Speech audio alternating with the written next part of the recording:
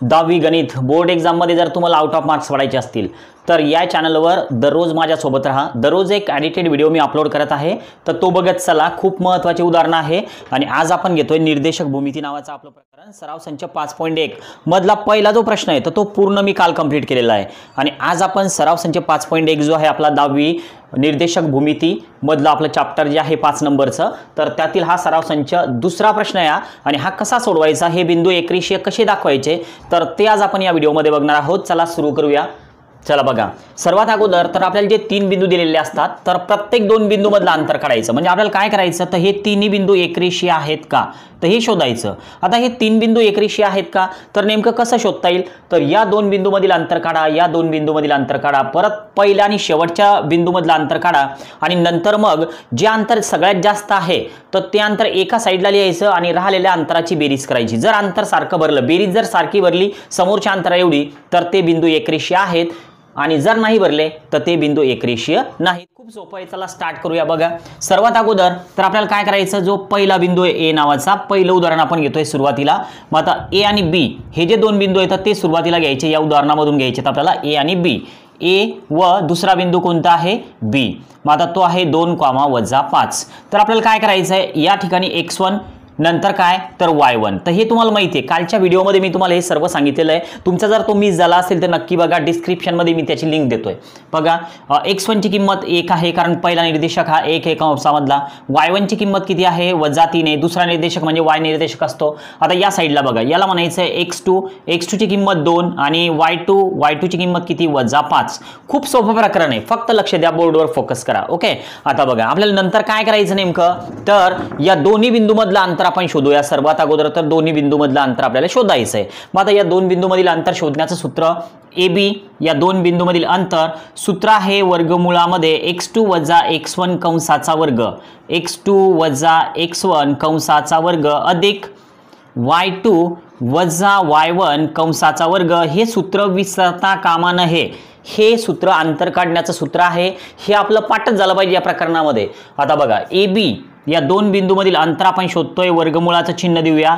x2 ची किंमत म्हणजे ही, या किमतीमधून ही किंमत वजा करायची, मग या ठिकाणी मांडायचं 2 - 1, कारण x2 - x1, x2 ची किंमत 2, x1 ची किंमत 1, 2 - 1 कंसाचा वर्ग। आता हे वरचं अधिकचं चिन्ह द्यायचं। आता y2 ची किंमत किती आहे -5 आहे, मग -5 मांडा, परत हे वजाचं चिन्ह सूत्रामधलं। आता y1 ची किंमत -3 आहे, हे वजा चिन्ह असल्यामुळे याला करायचं अधिक, कारण या वजा चिन्हामुळे हे वजा चिन्ह, हे दोन्ही चिन्ह अधिक झालं, दोन्हीमध्ये कन्वर्जन जे आहे ते अधिकच झालं। आता y1 ची किंमत किती 3 आणि या कंसाला करायचा आहे वर्ग। पुढची स्टेप काय करायची, मला पेपरमध्ये जर असं एक्झाम्पल आलं तर काय करायचं, तर 2 मधून 1 वजा करा, 1 उत्तर तुमचं येणार आहे। मग 1 जर उत्तर आलं तर या ठिकाणी तुम्हाला लिहायचं आहे 1 कंसाचा वर्ग, कारण आपण वर्ग अजून केलेला नाहीये। असमान चिन्ह असले तर आपण वजाबाकी करत असतो, 5 मधून आपण जर 3 वजा केले तर उत्तर किती येणार 2 येणार, तर त्यामुळे या ठिकाणी आपल्याला लिहायचे 2 कंसाचा वर्ग। आता याला आपण व्यवस्थित सोडूया। बघा, AB जो आहे तर तो 1 चा वर्ग 1 होणार, अधिक 2 चा वर्ग 4 होणार, या दोघांची बेरीज करा। AB जो आपल्याला मिळाला, A आणि B या 2 बिंदू मधील अंतर जे मिळालं तर ते मिळालं वर्गमूळामध्ये 5, याला व्यवस्थित ब्रॅकेट करून घ्या। ओके, तर हे तुमचं पहिलं उत्तर आताशी तुम्ही शोधलं, ए आणि बी मधलं अंतर काढलं, ए आणि बी।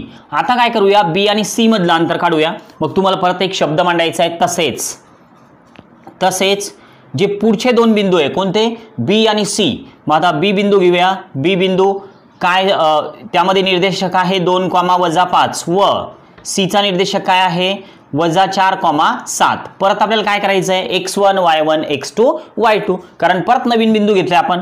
मग आता हे x1 आणि y1 काय होणार बरं, x1 यस राईट, x1 होणार 2, y1 होणार -5। या साईडला x2 किती आहे तर -4 आणि y2 किती आहे तर 7। आता परत अंतर काढायचं, जसं आपण AB मधलं अंतर शोधलं अगोदर, A आणि B मधलं। आता आपल्याला अंतर कशात शोधायचं आहे तर B आणि C मधलं, पुढचे 2 बिंदू घ्यायचे।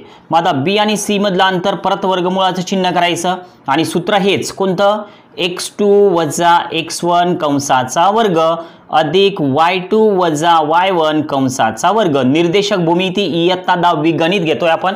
खूप महत्त्वाचे उदाहरण आहे। जर तुम्ही नवीन असाल तर चॅनलला सबस्क्राइब करा, सोबत बेल आयकॉनला क्लिक करा आणि व्हिडिओला लाईक करायला सुद्धा विसरू नका, म्हणजे बाकीचे व्हिडिओज तुमच्यापर्यंत लवकर पोहोचतील। आता बघा, BC BCची लांबी शोधायची ना आपल्याला, मग ते तर खूपच सोपं आहे. कसं शोधता येईल बघा. x2 म्हणजे यामधून हे वजा करायचं आपल्याला, x2 वजा x1, मग हे वजा 4 आहे तर वजा 4 अगोदर मांडायचे x2 ची किंमत, नंतर हे वजा चिन्ह. फक्त आता हे वजा अधिक होणार नाही कारण हे x2 वेगळं आणि x1 वेगळं आहे. मग आता हे वजा चिन्ह मध्ये x1 ची किंमत किती 2 कंसाचा वर्ग अधिकचं चिन्ह. आता y2 किती आहे 7 आहे, नंतर हे वजाचं चिन्ह. आता बघा काय होतंय y1 ची किंमत किती वजा 5, तर हे वजा 5 जे आहे तर वजा 5 मुळे हे चिन्ह आलं अधिक आणि 5 कंसाचा वर्ग. याला सोडूया. बघा समान चिन्ह असले की आपण बेरीज करतोय. 4 आणि 2 यांची बेरीज किती होणार, यस राईट, किती होणार 6. मग याला करूया आपण 6 वजा 6चा वर्ग. बरं मी वजा का लिहिले, कारण 4 ही मोठी संख्या आहे, तिचं चिन्ह ऋण आहे. ऋण संख्येचं चिन्ह आपण त्या ठिकाणी घेणं गरजेचं आहे. ओके, आता मोठी संख्या असल्यामुळे ते चिन्ह आपण घेतलंय. 7 आणि 5 12 झाले, 12ला करायचं आहे आपल्याला वर्ग. आता पुढची स्टेप काय मिळणार आपल्याला, तर तुम्ही सुद्धा लगेच सांगू शकता मला. 6चा वर्ग किती 36 आणि अधिक आता जो 12 आहे तर त्या 12चा वर्ग करायचा आहे आपल्याला. मग आता 12चा वर्ग, तर 12चा वर्ग किती होणार, यस राईट, किती 144. आता हे 36 आणि 144 यांची बेरीज करा. 36 आणि 144 बघा किती येते, कमेंटमध्ये मला नक्की सांगा तुम्ही केली होती का. 6 आणि हे 4 10 झाले, हातचा 1 आला. 4 आणि 5 आणि हे 3 8. ओके, आणि हा 180 आपलं उत्तर आलंय. तर या ठिकाणी आपण मांडूया वर्गमुळामध्ये 180 चे आपल्याला फॅक्टर्स पाडायचे म्हणजे अवयव पाडायचे. मग 36च्या पटीमध्ये 180 येतात. आपण जर एक विचार करत गेलो समजा, तर 36 गुणाकारामध्ये जर आपण 5 मांडले, 5 × 30 हातचे 3 येत आहेत. 36 ही पूर्ण वर्ग संख्या आहे म्हणून आपण घेतली. 36 हा 6चा वर्ग आपल्याला वर्गमूळ काढायचं आहे. आता 5 × 15 15 आणि 3 18 म्हणजे 36 गुणाकारामध्ये 5 असं आपण लिहू शकतो. मग आपण त्या पद्धतीने हे उदाहरण आता लिहूया. बघा थोडं मी बोर्डवर ते दिसण्यासाठी थोडी ॲडजस्टमेंट केली. चला पहा, आता याला काय मांडायचंय 36 गुणाकारामध्ये 5. आता जे फायनल उत्तर येणार आपलं तर ती असणार आहे BCची लांबी, आणि ती BCची लांबी आता या साईडला मी लिहितोय BC बरोबर या 36चं वर्गमूळ घेतलं 6 आलं आणि वर्गमूळामध्ये 5 तर समोर आहेतच, आणि हे आहे BCची लांबी. मित्रांनो अगोदर आपण ABची लांबी शोधली, आता आपण BCची लांबी शोधली. आता आपल्याला काय करायचंय बघा, दिसते का मी बोर्डवर त्या ठिकाणी हात तर लावलाय पण कॅमेरा थोडा त्या ठिकाणी नव्हता. आता बघा ABची लांबी BCची लांबी आपण शोधली. ओके, आता नंतर काय करणार आपण, तर जो A आणि C आहे तर या दोन बिंदू मधलं अंतर आपण शोधणार, A आणि C. मग आता जसं आपण पहिले 2 बिंदू घेतले, नंतरचे 2 बिंदू घेतले, आता पहिला आणि कोणता घ्यायचा, यस राईट, कोणता शेवटचा. मग आता तसेच पहिला जो बिंदू आहे तर तो घेऊया. A हा बिंदू, पहिला बिंदू आहे 1, 3 व शेवटचा बिंदू कोणता आहे C, कारण त्या 2 बिंदू मधलं अंतर आपण अजून शोधलेलं नाहीये.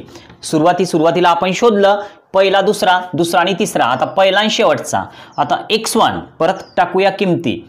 x1 ची किंमत सांगू शकता 1, y1 ची किंमत किती -3, आणि या साईडला x2 ची किंमत किती -4 आणि y2 ची किंमत किती 7. आता मांडूया अंतर काढण्याचं सूत्र.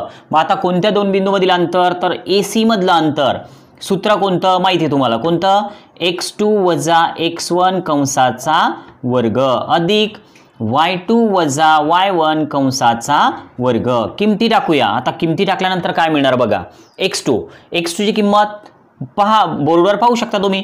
x2 किती आहे -4, नंतर हे -1, हे वजा चिन्ह सूत्रामधलं आहे, कंसाला वर्ग अधिक y2 ची किंमत 7, y1 ची किंमत -3 आहे तर त्यामुळे हे झालं अधिक 3 कंसाचा वर्ग. पुढची स्टेप काय मिळणार आपल्याला बघा बरं, तर या दोन्हींची बेरीज होणार आहे कारण समान चिन्ह आहे. बेरीज किती झाली 5 - 5 बेरीज झाली कंसाचा वर्ग अधिकचं चिन्ह.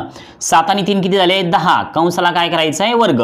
-5चा वर्ग 5चा वर्ग सारखाच होत असतो. 5चा वर्ग किती 25 आणि 10चा वर्ग किती 100. मग याला आपण कसं मांडणार, तर 25 + 100. ओके, आता 25 + 100 जर केले तर उत्तर किती मिळणार, तर 125. आता परत 125 ही पूर्ण वर्ग संख्या नाही तर त्याचे आपण अवयव. आता अवयव पाडत असताना काय करायचंय पहा, आपल्याला 25 घेऊया आपण यामध्ये. 25 तर कसे येतील पहा, 25 गुणाकारामध्ये 5, 25 × 5 = 125 होतात. 25 गुणाकारामध्ये 5. आता या 25चं वर्गमूळ आपण सहज घेऊ शकतो, म्हणजे AC ची जी लांबी आपल्याला मिळाली तर ती मिळाली 5 वर्गमूळामध्ये 5. 5 हे 25चं वर्गमूळ 5 आलं आणि अगोदरचा वर्गमूळामध्ये 5 जसाच्या तसा. ओके, आता काय करायचं, अजून उदाहरण झालेलं नाहीये. आता आपण काय करूया, यातला सगळ्यात मोठा जो नंबर आहे, म्हणजे मोठा कोणकोणता, तर हे बघा 1, ज्याला मी ब्रॅकेट केलेलं आहे ते 1, 2 आणि 3 यापैकी मोठा नंबर या ठिकाणी फक्त वर्गमुळात 5 आहे. या ठिकाणी 5 वेळेस वर्गमुळात 5 आहे, म्हणजे 5 वर्गमुळात 5 आहे. आणि इथं बघा 6 वर्गमुळात 5 आहे, म्हणजे हा मोठा नंबर आहे. 6 वर्गमुळामध्ये 5. मग या दोघांची बेरीज करून पहा. एकदा वर्गमुळात 5 आणि हे 5 वेळेस वर्गमुळात 5. एकदा वर्गमुळात 5 आणि हे 5 वेळेस वर्गमुळात 5, म्हणजे किती वेळेस झाले टोटल, 6 टाइम झाले, 6 वेळेस झाले. तेच उत्तर आहे 6 वेळेस. मग आता याला व्यवस्थित मांडायचं आहे आपल्याला. आता त्यासाठी मी हे रफ करतोय, थोडं पुसतोय मी. तुम्हाला जर स्क्रीनशॉट घ्यायचा असेल तर तुम्ही एक स्क्रीनशॉट घ्या, म्हणजे तुम्हाला हे सोडवायला सोपं जाईल. आता मी रफ करतोय. तर मित्रांनो, आपल्याकडे होते 3 बिंदू, कोणकोणते, ABC. तर AB मधलं अंतर आपण शोधलं होतं, तर ते आलं होतं वर्गमुळात 5. ओके, AB मधलं अंतर जे आपण पुसून टाकलं. BC मधलं अंतर शोधलं आपण, तर BC मधलं जे अंतर आहे तर त्याला सुद्धा मी अशी चौकट केलेली होती, तर ते अंतर होतं 5 वर्गमुळामध्ये 5. आता हे अंतर तर मोठं इकडचं, पण A आणि C मधलं सुद्धा अंतर आपण शोधलेलं आहे. तर ते अंतर किती आलेलं होतं A आणि C मधलं, तर ते होतं 6 वर्गमुळामध्ये 5. आता आपल्याला याला व्यवस्थित मांडायचं आहे. हे फक्त मी रफ वर्क करून दिले तुम्हाला. याची मांडणी कशी करायची, उदाहरण कसं पुढं कसं सोडवायचं, हे फक्त तुम्हाला समजावून सांगितलं मी. याला मध्ये घालू नका, उदाहरण सोडवायचं कसं बघा. आता आपण काय करूया, हे जे दोन आहे ना, या दोघांची बेरीज लिहूया. AB अधिक BC आणि समोर हे जे आहे तर हे AC मांडूया. AC म्हणजेच ABच्या खाली वर्गमुळामध्ये 5 अधिक BCच्या खाली येणार काय, तर 5 वर्गमुळामध्ये 5 आणि समोर AC ची लांबी 6 वर्गमुळामध्ये 5. बघा हे 5 वर्गमुळामध्ये 5 आणि हे एकदा 5, म्हणजे किती वेळ झाले, 6 वर्गमुळामध्ये 5 आणि समोर किती आहेत, 6 वर्गमुळामध्ये 5. तर हे करेक्ट आलं आपलं, बरोबर चिन्हमध्ये आहेच. तर यावरून आपण असं सिद्ध केलं की ABC हे तिन्ही बिंदू एका रेषेमध्ये आहेत, एक रेषीय आहेत. तर असे बाकीचे उदाहरणं आता नक्की सोडून बघा. तुम्हाला जर काही अडचण येत असेल तर मला कमेंट बॉक्समध्ये नक्की सांगा. ओके, बाय, धन्यवाद.